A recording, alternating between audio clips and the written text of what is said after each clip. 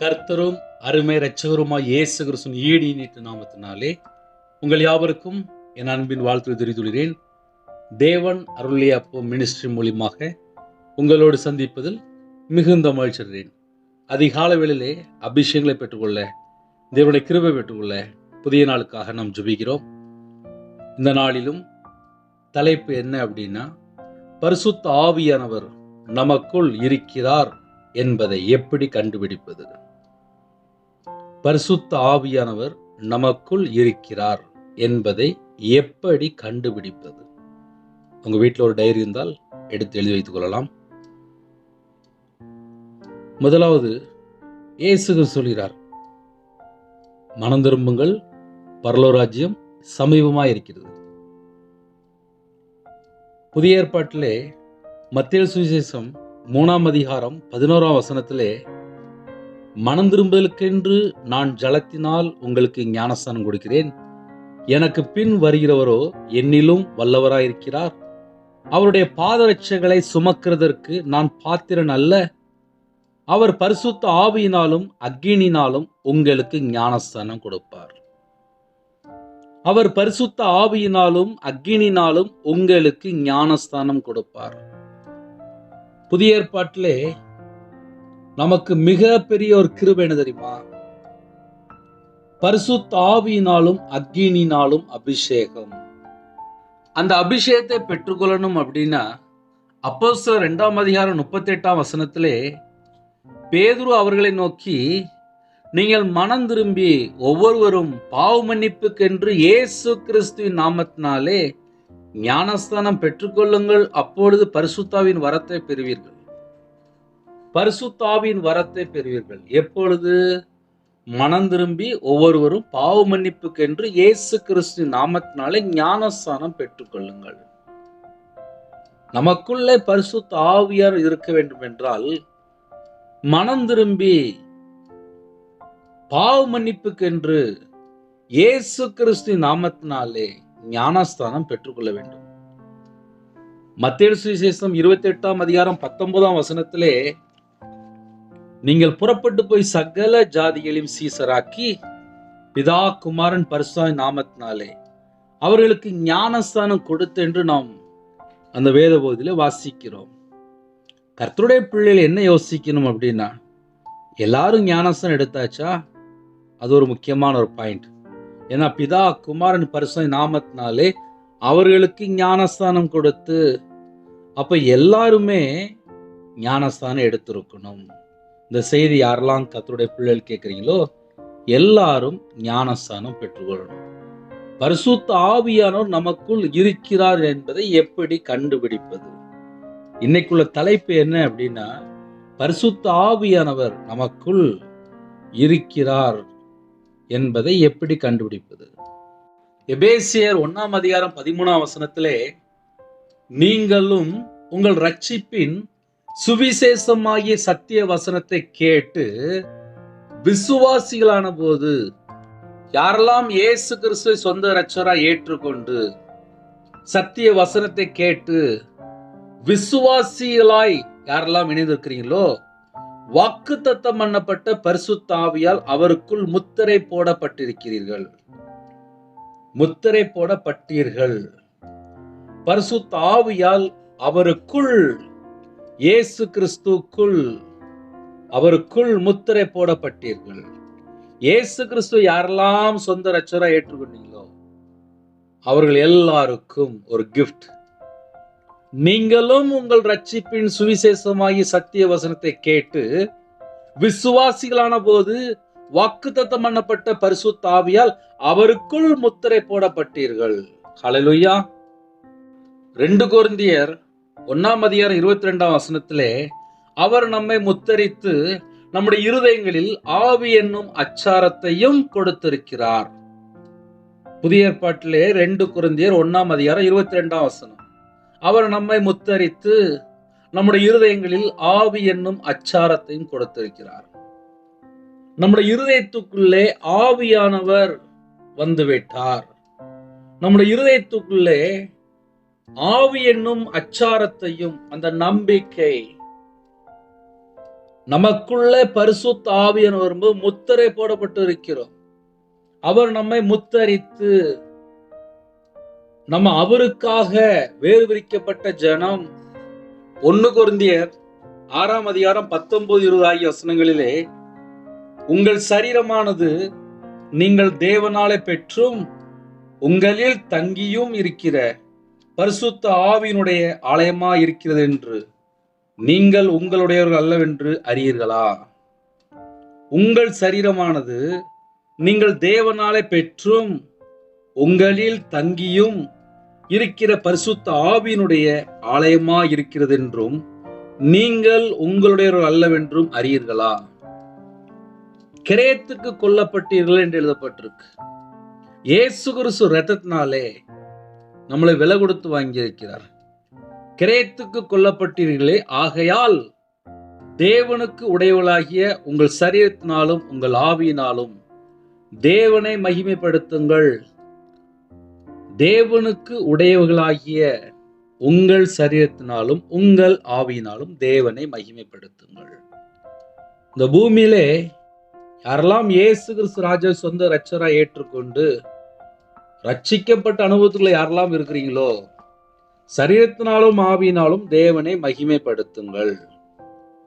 அப்போஸ்தலர் 5ஆம் அதிகாரம் 31ஆம் வசனத்திலே, இஸ்ரவேலுக்கு மனம் திரும்புதலையும் பாவ மன்னிப்பையும் அருளுவதற்காக அவரை அதிபதியாகவும் இரட்சகராகவும் தமது வலது கரத்தினாலே உயர்த்தினார். இந்த சங்கதிகளை குறித்து நாங்கள் அவருக்கு சாட்சிகளாயிருக்கிறோம். தேவன் தமக்கு கீழ்ப்படுகிறவர்களுக்கு தந்தருளின பரிசுத்த ஆவி சாட்சி என்றார்கள். யாரெல்லாம் கர்த்தருடைய வார்த்தைக்கு கீழ்ப்படுகிறீர்களோ, கீழ்ப்படியும் போது பரிசுத்த ஆவியை நாம் பெற்றுக்கொள்ள முடியும். இஸ்ரவேலுக்கு மனம் திரும்புதலையும் பாவ மன்னிப்பையும் அருள்வதற்காக, மனம் திரும்பும் போது பாவ மன்னிப்பை பெற்றுக்கொள்கிறோம். இயேசுவை சொந்த இரட்சகரா ஏற்றுக்கொள்ளும் போது நம்ம வாழ்க்கையிலே நம்ம விடுதலையாக்கப்பட்ட சந்ததியாக மாறுகிறோம். அது மாத்திரம் இல்லை, தேவனுடைய வார்த்தைக்கு யாரெல்லாம் கீழ்ப்படுகிறார்களோ அவர்களுக்கு பரிசுத்த ஆவியும் சாட்சி என்றார்கள். தேவன் தமக்கு கீழ்ப்படுகிறவர்களுக்கு தந்தருளின பரிசுத்த ஆவியும் சாட்சி. கீழ்ப்படியும் போதுதான் பரிசுத்த ஆவியை பெற்றுக்கொள்ள முடியும். யாரெல்லாம் கர்த்தருடைய பிள்ளைகள் இணைந்திருக்கிறீங்களோ, கர்த்தருடைய வார்த்தை கீழ்ப்படிந்தால் பரிசுத்த ஆவியை பெற்றுக்கொள்ள முடியும். இன்னைக்குள்ள தலைப்பு என்ன அப்படின்னா, பரிசுத்த ஆவியானவர் நமக்குள் இருக்கிறார் என்பதை எப்படி கண்டுபிடிப்பது? இந்த செய்தி கர்த்தருடைய பிள்ளைகளுக்கு ஒரு முக்கியமான செய்தி. நிறைய குடும்பத்திலே பரிசுத்த ஆவியானவருக்குள்ள இருக்கிறாரா இல்லையா அநேக சந்தேகங்கள் உண்டு. இந்த செய்தியை முழுசா கவனிங்க, கர்த்தர் உங்களோடு பேசுவார். கலாத்தியர் 4ஆம் அதிகாரம் 6ஆம் வசனத்திலே, நீங்கள் புத்திரரா இருக்கிறபடியினால் இயேசு கிறிஸ்து ராஜாவை யாரெல்லாம் சொந்த இரட்சகரை ஏற்றுக்கொண்டீங்களோ, நம்ம எல்லாருமே அவருடைய பிள்ளைகள். அவருடைய நாமத்தினாலே விசுவாசம் உள்ளவர்களாய் அவரை ஏற்றுக்கொண்டவர்கள் எத்தனை பேரோ அத்தனை பேர்களும் தேவனுடைய பிள்ளைகள் ஆகும்படி அவர்களுக்கு அதிகாரம் கொடுத்தார். நம்ம எல்லாருக்குமே ஒரு அதிகாரம் இருக்கு. அந்த அதிகாரம் என்ன தெரியுமா? இயேசு கிறிஸ்துவை நம்ம சொந்த இரட்சகரா ஏற்றுக்கொண்டோம், அவ்வளவுதான் நமக்கு தெரியும். அதுக்கப்புறம் இன்னும் ஸ்பிரிச்சுவலா நமக்கு என்னெல்லாம் இருக்குன்னு சொல்லி பார்க்கும்போது அத்தனை பேர்களும் தேவனுடைய பிள்ளைகள் ஆகும்படி அவர்களுக்கு அதிகாரம் கொடுத்தார். கலாத்தியர் 4ஆம் அதிகாரம் 6ஆம் வசனத்திலே, நீங்கள் புத்திரராய் இருக்கிறபடியினால் அப்பா பிதாவே என்று கூப்பிடத்தக்கதாக தேவன் தமது குமாரனுடைய ஆவியை உங்கள் இருதயங்களில் அனுப்பினார். உங்கள் இருதயங்களில் அனுப்பினார். குமாரனுடைய ஆவியை நம்முடைய இருதயங்களில் அனுப்பினார். நமக்குள்ளே குமாரனுடைய ஆவியை கொடுக்கப்பட்டிருக்கு. ஆவிக்குரிய வாழ்க்கையில ஒரு குடும்பம் வளரணும் அப்படின்னா தேவ ஆவியினால நிரப்பப்பட்டிருக்கணும். குமாரனுடைய ஆவியினால் நிரப்பப்பட்டிருக்கணும். பரிசுத்த ஆவியினால் நிரப்பப்பட்டிருக்கணும்.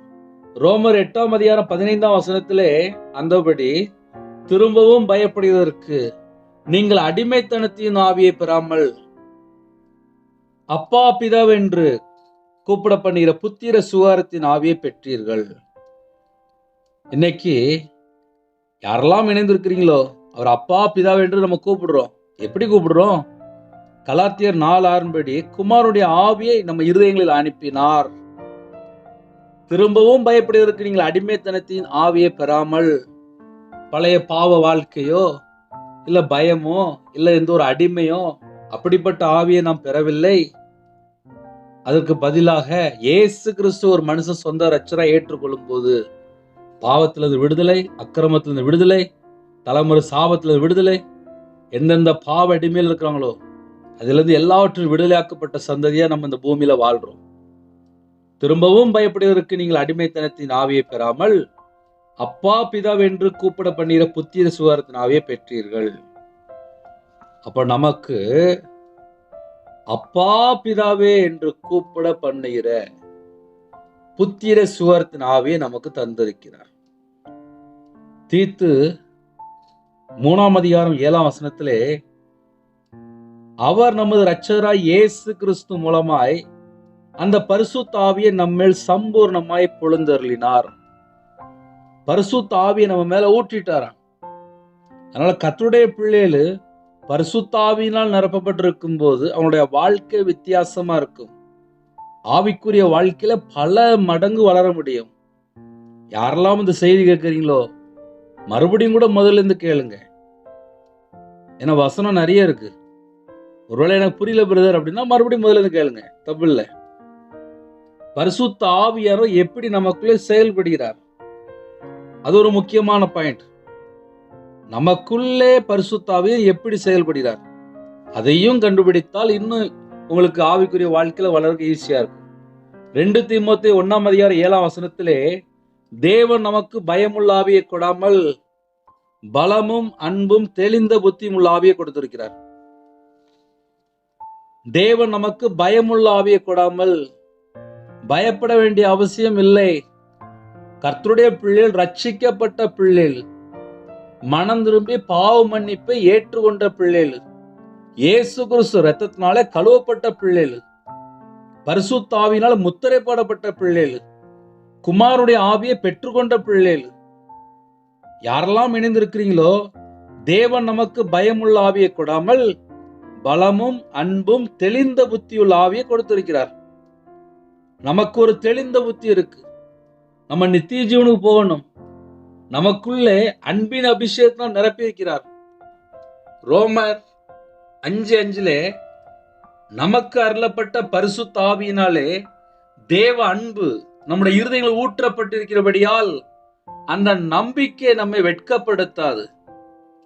நமக்கு அருளப்பட்ட பரிசுத்த ஆவியினாலே தேவ அன்பு நம்முடைய இருதயங்களில் ஊற்றப்பட்டிருக்கிறபடியால் நம்ம இருதயத்துக்குள்ளே தேவ அன்பினால நிரப்பி இருக்கிறார். நம்ம இருதயத்துக்குள்ளே தேவ அன்பு ஊற்றப்பட்டிருக்கும் போது அந்த நம்பிக்கை நம்மளை வெட்கப்படுத்தாது. ஒரு காலத்துல கர்த்தருக்கு பிரியமில்லாத ஒரு வாழ்க்கை, கர்த்தரை விட்டு தள்ளி போன வாழ்க்கை, அதுல அன்பு இருக்காது, எதுவுமே இருக்காது. ஆனால் இயேசு கிறிஸ்துவை சொந்த இரட்சகரா ஏற்றுக்கொண்ட பின்பாக அவங்களுக்கு தேவ அன்பினாலே நிரப்பி வைத்திருக்கிறார். எந்த அளவுக்கு நம்ம வேதத்தை தியானித்து எந்த அளவுக்கு நம்ம ஜெபிக்கிறோமோ அந்த அளவுக்கு ஆவியிலே அனலா இருக்க முடியும். ஹல்லேலூயா. கர்த்தருடைய பிள்ளைகள் வேதத்தை அதிகமா தியானித்தால் உங்களுக்குள்ள அக்னி பற்றி பிடிக்கும். உலகத்துக்குள்ள காரியத்தை வெறுத்தா மட்டும்தான் ஆவிக்குரிய வாழ்க்கையில வளர முடியும். ஹல்லேலூயா. நமக்குள்ளே பரிசுத்த ஆவியான இருக்கும்போது பெலன் இருக்கும். அந்த பெலன் எப்படி இருக்கு அப்படின்னா, அப்போஸ்தலர் 1ஆம் அதிகாரம் 8ஆம் வசனத்திலே பரிசுத்த ஆவியானவர் உங்களிடத்தில் வரும்போது நீங்கள் பெலன் அடைந்து, நமக்குள்ளே பரிசுத்த ஆவியான இருக்கும்போது ஒரு பெலன் உண்டு. நமக்கு பயமுள்ள ஆவி கிடையாது. பலமும் அன்பும் தெளிந்த புத்தியும் உள்ள ஆவியே கொடுத்திருக்கிறார். அப்ப கர்த்தருடைய பிள்ளைகளுக்கு ஒரு விசேஷமான ஒரு அபிஷேகம் என்ன அப்படின்னா, பரிசுத்த ஆவியான நமக்குள்ள வந்தாச்சு அப்படின்னா நம்மளுடைய டோட்டல் லைஃப் ஃபுல்லாவே மாறிடும். நம்மளுடைய வாழ்க்கை முழுவதுமே மாறும். ஹல்லேலூயா. இன்னும் கூட ஒரு ஸ்டெப் ஆழமா போய் கண்டுபிடிக்கணும் அப்படின்னா, நமக்குள்ள பரிசுத்த ஆவியான எப்படி இருக்கிறார் என்பதை ஒருவேளை யாராவது கண்டுபிடிக்க நினைத்தால், யோவான் சுவிசேஷம் 14ஆம் அதிகாரம் 26ஆம் வசனத்திலே என் நாமத்தினாலே பிதா அனுப்ப போகிற பரிசுத்த ஆவியாகிய தேற்றவாளன் எல்லாவற்றையும் உங்களுக்கு போதித்து, நமக்குள்ளே பரிசுத்த ஆவியான இருக்கும்போது போதிப்பார். நான் உங்களுக்கு சொன்ன எல்லாவற்றையும் உங்களுக்கு நினைப்பூட்டுவார். நமக்குள்ளே பரிசுத்த ஆவியானவர் இருக்கும்போது அவர் நமக்கு போதிப்பார், அவர் நமக்கு எல்லாவற்றையும் நினைப்பூட்டுவார், நமக்கு துணையாளராக இருப்பார், உதவி செய்வார், ஆலோசகராக இருப்பார், ஞாபகப்படுத்துவார். எந்தெந்த காரியத்துல நம்ம எதெல்லாம் மறக்கிறோம் எல்லாவற்றையுமே ஞாபகப்படுத்துவார். காலையில தூங்கி எந்திரிச்சோன்னு ஜெபி, கையில பைபிள் எடுத்து வாசி, எல்லாவற்றையும் ஆவியானவர் வெளிப்படுத்துவார். யோவான் சுவிசேஷம் 16ஆம் அதிகாரம் 8ஆம் வசனத்திலே அவர் பாவத்தை குறித்தும் நீதி குறித்தும் நியாய தீர்ப்பை குறித்தும் உலகத்தை கண்டித்து உணர்த்துவார். பரிசுத்த ஆவியானவர் நமக்குள்ள இருக்கிறார் என்பதை எப்படி கண்டுபிடிப்பது? யோவான் சுவிசேஷம் 16ஆம் அதிகாரம் 8ஆம் வசனம். பாவத்தை குறித்தும் நியாய தீர்ப்பை குறித்தும் நீதி குறித்தும் உலகத்தை கண்டித்து உணர்த்துவார். உலகத்தை கண்டித்து உணர்த்துகிற ஆவியானவர் நமக்குள்ள வரும்போது முதலாவது பாவத்தை கண்டித்து உணர்த்துவார். எந்தெந்த காரியத்திலே நம்முடைய வாழ்க்கையில் இன்னும் கர்த்தர் பிரியமில்லாத காரியம் இருக்கு, அந்த பாவத்தை பரிசுத்த ஆவியானவர் கண்டித்து உணர்த்துவார். அவர் பேரே போதிக்கிற ஆவியானவர் நினைப்பூட்டுவார். நீ இன்னும் இந்த காரியத்துல மனம் திரும்பணும், இப்படிப்பட்டவனுடைய ஒரு வாழ்க்கையிலே இந்த காரியம் தொடருது, இது வேண்டாம், இந்த காரியத்தில் மனம் திரும்பு, நினைப்பூட்டுவார், போதிப்பார். அவர் பேரே போதிப்பார் என்று எழுதப்பட்டிருக்கு. நினைப்பூட்டுவார். அவர் பாவத்தை குறித்து இப்படிப்பட்ட காரியம் உன்னுடைய வாழ்க்கையில தொடருது, இதுல இருந்து வெளியில வா அப்படி சொல்லி போதிப்பார், நினைப்பூட்டுவார். இரண்டாவது, நீதியை குறித்து, எது அநியாயம் எது நீதி, அது எல்லாவற்றையும் ஆவியானவர் நமக்குள்ள இருந்து நீதியை குறித்து நியாய தீர்ப்பு குறித்து உலகத்தை கண்டித்து உணர்த்துவார். நம்ம இருதயத்துக்குள்ள பரிசுத்த ஆவியானவர் இருப்பாரானால் பாவத்தை குறித்து முதல்ல கண்டித்து உணர்த்துவார். நம்ம எப்படிலாம் மனம் திரும்பணும், எப்படிலாம் பாவ மன்னிப்பு பெற்றுக்கொள்ளணும், நம்ம வாழ்க்கையில எதெல்லாம் தொடருது, எந்த மாம்ச சுபாவம் தொடருது, எப்படிப்பட்ட காரியம் தொடருது, எல்லாமே வெளிப்படுத்துவார். இரண்டாவது, நீதியை குறித்து, கர்த்தரை விட்டு தள்ளி போனாலே அது அநீதி. இந்த உலகத்துக்குள்ள ஏகப்பட்ட காரியம், அநியாயமான காரியம் இருக்கு. நீதியை பின்பற்ற பரிசுத்த ஆவியானவர் நமக்கு போதிப்பார். இந்த பூமியில யாரெல்லாம் மனம் திரும்பாமல் இருக்கிறாங்களோ, கீழ்ப்படியாமல் இருக்கிறாங்களோ, நித்திய ஜீவனுக்குள்ள போகணும் அப்படின்னா எதுலெல்லாம் மனம் திரும்பணும், எதுலெல்லாம் கீழ்ப்படியணும், எல்லாமே போதிச்சுடுவாரு. ஒருவேளை கீழ்ப்படியல அப்படின்னா நியாய தீர்ப்பு, தண்டனை இருக்கு. அதையும் ஆவியானவர் கண்டித்து உணர்த்துவார், உலகத்தை கண்டித்து உணர்த்துவார். பரிசுத்த ஆவியாருக்கு ஒரு பேர் என்ன தெரியுமா? கண்டித்து உணர்த்துவார். கண்டித்து உணர்த்துகிற ஆவியானவர் நமக்குள்ள இருக்கிறாரா, அதை நம்ம கண்டுபிடிக்கலாம். ஹல்லேலூயா. யோவான் சுவிசேஷம் 16ஆம் அதிகாரம் 13, 14 ஆகிய வசனங்களிலே சத்திய ஆவியாகி அவர் வரும்போது சகல சத்தியத்துக்குள்ளும் உங்களை நடத்துவார். பரிசுத்த ஆவியானவருக்குள்ள இருக்கிறார் அப்படின்னா நான் எப்படி கண்டுபிடிக்க முடியும்? சகல சத்தியத்துக்குள்ளும் உங்களை நடத்துவார். அதுதான் முக்கியமான பாயிண்ட். எனக்குள்ள பரிசுத்த ஆவியா இருக்கிறார் அப்படின்னா சகல சத்தியத்துக்குள்ளும் வழி நடத்துவார். அவர் தம்முடைய சுயமாய் பேசாமல் தாம் கேள்விப்பட்டவைகள் யாவையும் சொல்லி வரப்போகிற காரியங்கள் உங்களுக்கு அறிவிப்பார். வரப்போகிற காரியங்கள் உங்களுக்கு அறிவிப்பார். அது தரிசனமா இருக்கலாம், சொப்பனமா இருக்கலாம், நம்ம குடும்பத்துள்ள காரியமா இருக்கலாம், எதுனாலும் சரி பரிசுத்த ஆவியானவர் வரப்போகிற காரியங்களை உங்களுக்கு அறிவிப்பார். நமக்குள்ளே பரிசுத்த ஆவியானவர் இருப்பாரானால் இப்படிப்பட்ட அனுபவங்கள் நமக்குள்ளே காணப்படும். ரோமர் 8ஆம் அதிகாரம் 26ஆம் வசனத்திலே அந்தபடியே ஆவியானவரும் நமது பலவீனங்களில் நமக்கு உதவி செய்கிறார். ஆவியானவரும் நமது பலவீனங்களில் நமக்கு உதவி செய்கிறார். பரிசுத்த ஆவியானவர் நமது பலவீனங்களில் நமக்கு உதவி செய்கிற ஆவியானவர். ஒருவேளை நான் ரொம்ப பலவீனமா இருக்கிறேன் அப்படின்னா நமக்கு பரிசுத்த ஆவியானவர் உதவி செய்வார். நாம் ஏற்றபடி வேண்டிக் கொள்ள வேண்டியது என்று அறியாமல் இருக்கிறபடியால் ஆவியானவர் தாமே வாக்கு கடங்காத பெருமூச்சுகளோடு நமக்காக வேண்டுதல் செய்கிறார். மீட்கப்படும் நாளுக்கென்று முத்திரையா பெற்ற பரிசுத்த ஆவியானவர் நமக்குள்ள இருக்கும் போது இவ்வளவு காரியம் இருக்கு. யாரெல்லாம் இணைந்திருக்கிறீங்களோ ஆவிக்குரிய வாழ்க்கையில வளரணும், நாங்க என்ன செய்யணும் அப்படின்னா, யோவான் சுவிசேஷம் 6ஆம் அதிகாரம் 63ஆம் வசனத்திலே, ஆவியோ உயிர்ப்பிக்கிறது, மாம்சமானது ஒன்றுக்கும் உதவாது. நான் உங்களுக்கு சொல்லுகிற வசனங்கள் ஆவியாயும் ஜீவனுமாயும் இருக்கிறது. வசனம்தான். இந்த வசனத்தை யாரெல்லாம் கேட்கிறீங்களோ, அப்போஸ்தலர் 10ஆம் அதிகாரம் 44ஆம் வசனத்திலே இந்த வார்த்தைகளை பேதுரு பேசிக் கொண்டிருக்கையில் வசனத்தை கேட்டவர்கள் யாவர் மேலும் பரிசுத்த ஆவியானவர் இறங்கினார். இந்த வார்த்தைகளை பேதுரு பேசிக் கொண்டிருக்கையில் வசனத்தை கேட்டவர்கள் யாவர் மேலும் பரிசுத்த ஆவியானவர் இறங்கினார். ஐயா, நான் பரிசுத்த ஆவியை எப்படி பெற்றுக்கொள்ளணும்? நீங்க எந்த பட்டணத்துல இருந்தாலும் சரி, எந்த கிராமத்துல இருந்தாலும் சரி, இவ்வளவு நேரம் பொறுமையா கேட்கிறீங்களா? அப்போஸ்தலர் 10ஆம் அதிகாரம் 44ஆம் வசனத்திலே இந்த வார்த்தைகளை பேதுரு பேசிக் கொண்டிருக்கையில் வசனத்தை கேட்டவர்கள் யாவர் மேலும் பரிசுத்த ஆவியார் இறங்கினார்.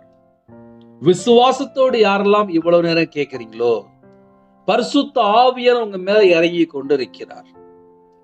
அப்போஸ்தலர் 2ஆம் அதிகாரம் 4ஆம் வசனத்திலே அவர்கள் எல்லாரும் பரிசுத்த ஆவியினால் நிரப்பப்பட்டு ஆவியானவர் தங்களுக்கு தந்தருளின வரத்தின்படியே வெவ்வேறு பாஷைகளிலே பேசத் தொடங்கினார்கள்.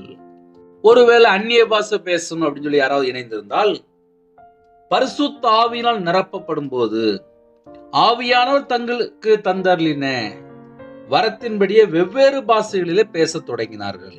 ஹல்லேலூயா. அப்போஸ்தலர் 13ஆம் அதிகாரம் 52ஆம் வசனத்திலே சீசர்கள் சந்தோஷத்தினாலும் பரிசுத்த ஆவியினாலும் நிரப்பப்பட்டார்கள். யாரெல்லாம் கர்த்தருக்காக வாழ வேண்டும் என்று பிரித்தெடுக்கப்பட்ட ஜனமாக இணைந்திருக்கிறீங்களோ, சீசர் யாரெல்லாம் சீசரா இணைந்திருக்கிறீங்களோ, கர்த்தருக்காக யாரெல்லாம் ஊழியம் செய்து கொண்டிருக்கிறீங்களோ, சீசர்கள் சந்தோஷத்தினாலும் பரிசுத்த ஆவியினாலும் நிரப்பப்பட்டார்கள். சந்தோஷத்தினாலும் பரிசுத்த ஆவியினாலும் அப்படின்னாலே, நமக்குள்ள பரிசுத்த ஆவியான வரும்போது அந்த சந்தோஷம் ஆட்டோமேட்டிக்கா வந்துடும். ஆவிக்குரிய 9 கனியில ஒரு கனி சந்தோஷம். நமக்குள்ள பரிசுத்த ஆவியான வரும்போது சந்தோஷம் உள்ள வந்துடும். சீசர்கள் சந்தோஷத்தினாலும் பரிசுத்த ஆவியினாலும் நிரப்பப்பட்டார்கள். ஹல்லேலூயா. அப்போஸ்தலர் 19ஆம் அதிகாரம் 6ஆம் வசனத்திலே பவுல் அவர்கள் மேல் கைகளை வைத்த போது பரிசுத்த ஆவி அவர்கள் மேல் வந்தார். அப்பொழுது அவர்கள் அந்நிய பாஷைகளை பேசி தீர்க்கதரிசனம் சொன்னார்கள். ஒரு குடும்பம் பரிசுத்த ஆவியை பெற்றுக்கொண்டால் இவ்வளவு காரியம் உண்டு. பரிசுத்த ஆவியை நமக்குள் இருக்கிறார் என்பதை எப்படி கண்டுபிடிப்பது? இன்னைக்கு தலைப்பு அதுதான். யாரெல்லாம் இணைந்திருக்கிறீங்களோ, கர்த்தருடைய பிள்ளைகள் அபிஷேகத்தை பெற்றுக்கொள்ளணும் அப்படின்னா தேவனுடைய சமூகத்துக்கு வரணும். கர்த்தருடைய பிள்ளைகள் தேவனை உண்மையா தேடணும். கீழ்ப்படியும் போதுதான் பரிசுத்த ஆவியை பெற்றுக்கொள்ள முடியும். ஞானஸ்நானம் எடுக்கணும். மனம் திரும்பி பாவ மன்னிப்பை பெற்றுக்கொண்டு கர்த்தருக்கா வாழ்ந்து தீர்மானம் எடுக்கணும். ஜெபிக்கிற பிள்ளைகளா இருக்கணும். விசுவாசத்தோடு தேவனை தேடணும். தேவனை தேடும் போது பரிசுத்த ஆவியை நாம் பெற்றுக்கொள்ள முடியும். ஹல்லேலூயா. யாரெல்லாம் இணைந்திருக்கிறீங்களோ பரிசுத்த ஆவியை பெற்றுக்கொள்ள இன்னைக்கு கேளுங்க. ஏன்னா இன்னைக்கு பேசின எல்லா வசனமுமே பரிசுத்த ஆவியை பெற்றுக்கொள்ள. உங்களுக்காக ஒரு சின்ன ஜெபம் பண்ண போறேன். பரிசுத்த ஆவியானவர் பெற்றுக்கொள்ளணும். பரிசுத்த ஆவியானவர் நமக்குள்ள வரும்போது நம்முடைய வாழ்க்கை மாறும். அப்போஸ்தலர் 10ஆம் அதிகாரம் 38ஆம் வசனத்திலே நசரேயனாகிய இயேசுவை தேவன் பரிசுத்த ஆவியினாலும் வல்லமையினாலும் அபிஷேகம் பண்ணினார். தேவன் அவருடனே கூட இருந்தபடியினாலே அவர் நன்மை செய்கிறவராயும் பிசாசின் வல்லமையில் அகப்பட்ட யாவரையும் குணமாக்குறவராய் சுற்றித் திரிந்தார். ஒரு குடும்பம் பரிசுத்த ஆவியினால் நிரப்பப்படும் போது, தேவனுடைய வல்லமையினால் நிரப்பப்படும் போது, அபிஷேகம் பண்ணப்படும் போது, தேவன் அவருடனே கூட இருக்கும் போது அவங்க நன்மை செய்வாங்க.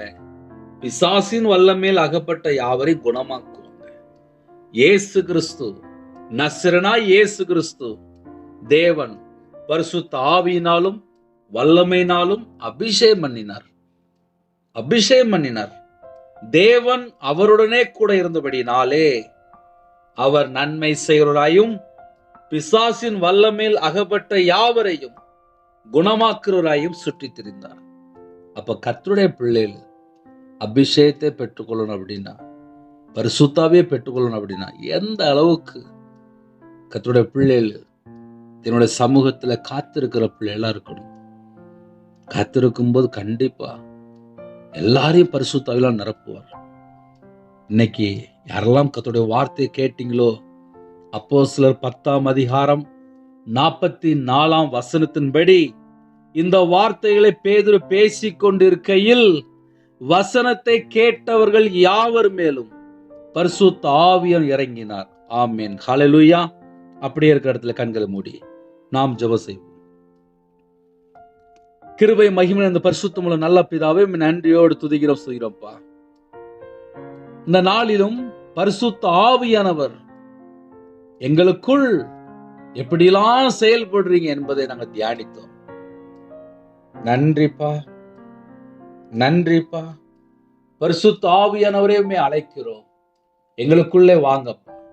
அன்பின் ஆவியானவரே எங்களுக்குள்ள வாங்கப்பா. தேவ அன்பினால் நிரப்புங்கப்பா. பலமும் அன்பும் தெளிந்த புத்தியும் உள்ள ஆவியை தந்திருக்கிறார். அப்பா பிதாவே என்று கூப்பிடத்தக்கதாக தேவன் தமது குமாரனுடைய ஆவியை உங்கள் இதயங்களை அனுப்பியிருக்கிறார். எங்களுக்குள்ளே வாசம் மனித பரிசுத்த ஆவியானவரே, உம்மை அழைக்கிறோம், உம்மை நன்றியோடு துதிக்கிறோம் சொல்கிறோம்ப்பா. இந்த நாளிலும் இணைந்திருக்கிற எல்லா குடும்பத்தையும் கர்த்தர் தொடணும்ப்பா. பொறுமையோடு கேட்டாங்க. யாரெல்லாம் அபிஷேகத்தை பெற்றுக்கொள்ள வேண்டும் என்று விரும்பி தாழ்த்தி ஒருமனப்பட்டு ஜெபிக்கிறாங்களோ, பரிசுத்த ஆவியால் நிரப்புங்கப்பா. அக்கினி அபிஷேகத்தால் நிரப்புங்கப்பா. பூமியின் மேல் அக்கினியை போட வந்தேன், அது இப்பொழுதே பற்றி பிடிக்க வேண்டும் என்று விரும்புகிறேன் என்று வசந்தபடி இது தேவனுடைய விருப்பம். அக்கினி பற்றி பிடிக்கட்டும், பரிசுத்த அக்கினி பற்றி பிடிக்கட்டும். தேவனுடைய அக்கினி இறங்கி வரட்டும், சுட்டெரிப்பின் அக்கினி இறங்கி வரட்டும். எந்தெந்த குடும்பத்துல சிந்தனையில போராடி கொண்டிருக்கும் சர்ப்பத்தின் ஆவிகள் இயேசு கிறிஸ்து ரத்தத்தினாலே, இயேசு கிறிஸ்து நாமத்தினாலே பட்சிக்கிற அக்கினி இறங்கி வரட்டும், சுட்டெரிப்பின் அக்கினி இறங்கி வரட்டும். தூலபல ஹதனமர கபுது பேக்கேதுனா, ரமோஷாந்த டலபா கபுது பேக்கேதுனா. எல்லா தடைகளும் விலகி போட்டுப்பா.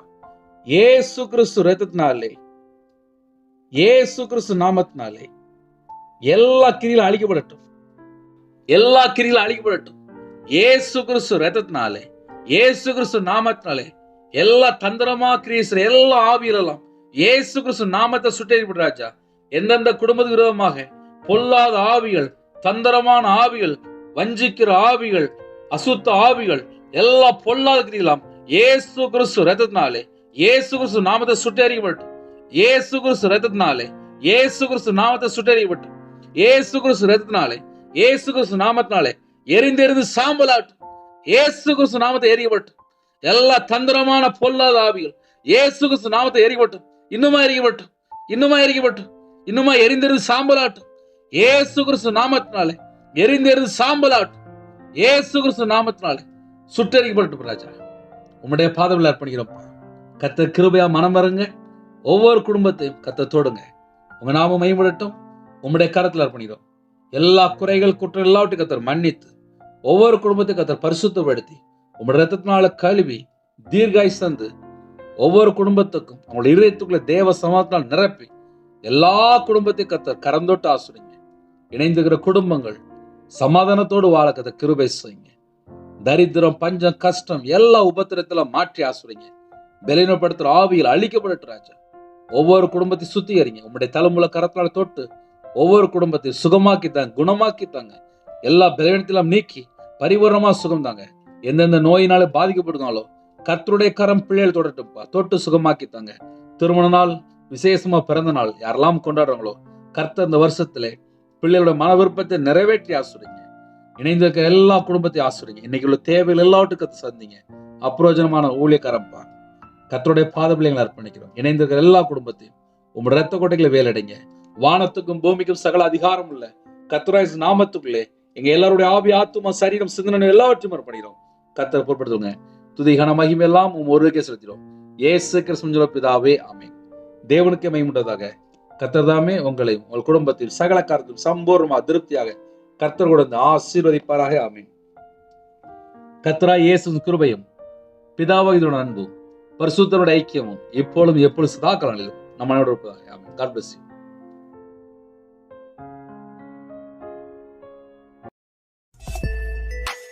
Thanks for watching. Please subscribe our channel. Click the like and share. Click the bell. God bless you.